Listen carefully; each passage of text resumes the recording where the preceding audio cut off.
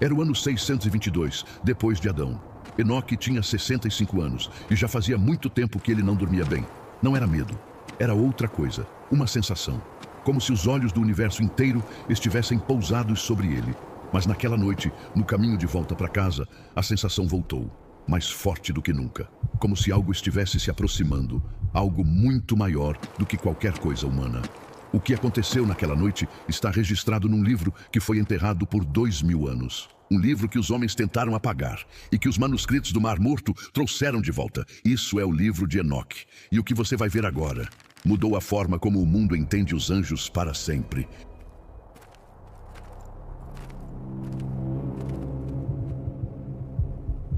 Enoque, filho de Jared, escriba do Altíssimo. Quem és tu? Tua voz não é de homem. Tua luz não é do sol. Não. Eu não sou homem. Nunca fui. Eu era um filho do céu. Um dos que vigiam. Um dos que foram enviados para guardar os filhos de Adão. Meu nome é Senjasa. Falar com quem? Com ele, com o Senhor dos Espíritos, o grande santo, aquele cujo nome faz tremer as próprias pedras. E foi então que Enoque entendeu com quem estava falando, os vigilantes, os Bene Elohim, os filhos de Deus mencionados em Gênesis 6, aqueles que viram as filhas dos homens e desejaram o que não lhes pertencia. Mas Senjasa estava sozinho, e Enoque estava prestes a descobrir que ele não havia vindo sozinho. O livro de Enoque, capítulo 6, registra que 200 vigilantes desceram ao Monte Hermon, e que 20 líderes assinaram o juramento proibido, mas 4 deles eram os mais poderosos. Os que mais ensinaram, os que mais corromperam e os que mais sofriam com o peso do que tinham feito. Eu ensinei aos homens como fundir o ferro, como afiar a espada, como polir o escudo. Eu lhes dei a guerra, Enoque. E com ela, ensinei às mulheres a arte do engano. Os adornos, os unguentos, a sedução dos olhos. O mundo derramou sangue com o que as minhas mãos ensinaram. E esse peso não me abandona. Eu lhes ensinei a ler as estrelas, os movimentos do céu, o segredo dos planetas. O que era sagrado revelei como magia. O que era sinal de Deus transformei em adivinhação. Fiz dos homens astrólogos, quando deveriam ter sido adoradores. E eu lhes ensinei as constelações, os nomes das estrelas, os sinais dos tempos. Ensinei o que pertencia apenas aos anjos, e os homens usaram esse conhecimento para se afastar de Deus, não para se aproximar.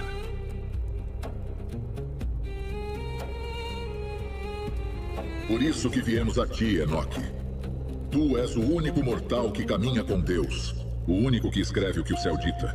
Se há alguém que pode apresentar nossa petição diante do trono, esse alguém és tu. Antes de responder, Enoque precisava entender.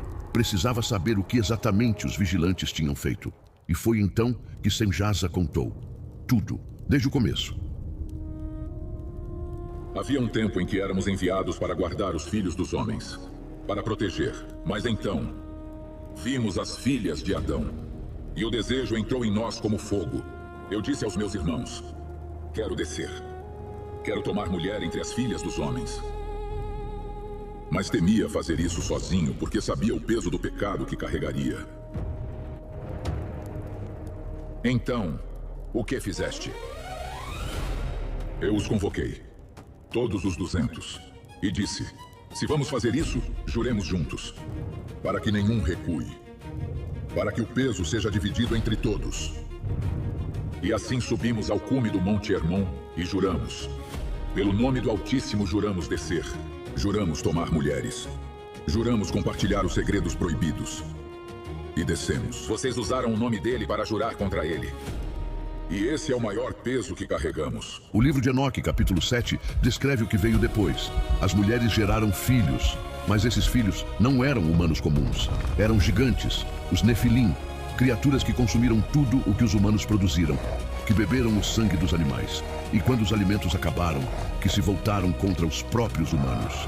A terra gemia com o peso da violência que os vigilantes desencadearam. A confissão tinha terminado. O horror havia sido revelado, mas Enoque ainda não havia respondido. E uma pergunta pesava no ar. O que Deus responde a anjos que quebraram um juramento sagrado usando o próprio nome dele? Sento-me aqui, neste vale, nesta noite, olhando para 4 seres que um dia estiveram diante do trono de Deus E agora estão diante de mim, de um homem feito de pó. pedindo que o pó interceda pelo fogo, que o fraco fale pelo poderoso, que o mortal leve a súplica dos imortais. Escreverei a petição de vocês. Escreverei tudo e apresentarei diante do Senhor dos Espíritos. Mas que fique claro, não prometo misericórdia. Prometo honestidade. Não sou o juiz. Sou apenas o escriba. Enoque senta sobre uma pedra, abre um rolo de pergaminho, começa a escrever com um cálamo. Enquanto escreve, seus olhos pesam. A noite aprofunda e, sem que perceba, ele adormece e o céu se abre. O livro de Enoque, capítulo 14, descreve o que aconteceu a seguir. Enoque teve uma visão. Ele foi levado através de nuvens e névoas, através de estrelas e relâmpagos, até que chegou a uma casa construída de cristal de gelo. Suas paredes eram como chamas vivas. Seu piso era neve. E acima do teto, um céu de água. Enoque tremeu. Seus joelhos cederam. E então, a porta se abriu. E ele viu o trono. Grande e glorioso, era ele que estava sentado ali. Sua veste era mais brilhante do que o sol. Nenhum anjo podia olhar para ele. Nenhum ser criado conseguia fixar os olhos em sua face. E Enoque, um homem, estava ali, deitado com o rosto no chão. E a voz veio e disse: Vai, Enoque. Diz aos vigilantes o que eu te digo. Quando Enoque acordou, o pergaminho ainda estava em suas mãos. Mas agora havia palavras nele que ele não se lembrava de ter escrito. Palavras que não eram dele. Palavras que vieram de outro lugar. E ele caminhou de volta até onde os 4 vigilantes aguardavam, com a esperança que os culpados sempre carregam. Ouçam com atenção, porque digo apenas uma vez o que o grande santo me disse. Diz o Senhor dos Espíritos: vocês eram santos, vocês eram espirituais, vocês viviam uma vida eterna. E fizeram isso pelo sangue das mulheres, pelo desejo da carne. Vocês agiram como os filhos da terra, os que morrem e perecem. Por isso lhes dei filhas, porque são de carne. E deram a elas sangue de vida, da forma que os que têm sangue e carne fazem. Mas vocês não têm carne, não têm sangue, não deveriam ter desejado. E por Azazel assim diz o Senhor: não haverá paz. Sobre ele recairá todo o pecado, porque foi ele quem ensinou ao homem toda a iniquidade na terra, todo o mistério da guerra, todo o segredo da sedução. Ele carregará o nome de tudo que foi corrompido. E a sentença para todos os 200. Vocês não terão paz. Vocês não terão clemência. Vocês viverão para ver a destruição de seus filhos. Os que vocês amam serão destruídos diante de vocês. E depois serão acorrentados por 70 gerações, nas profundezas da terra, no lugar da punição, até o dia do grande julgamento.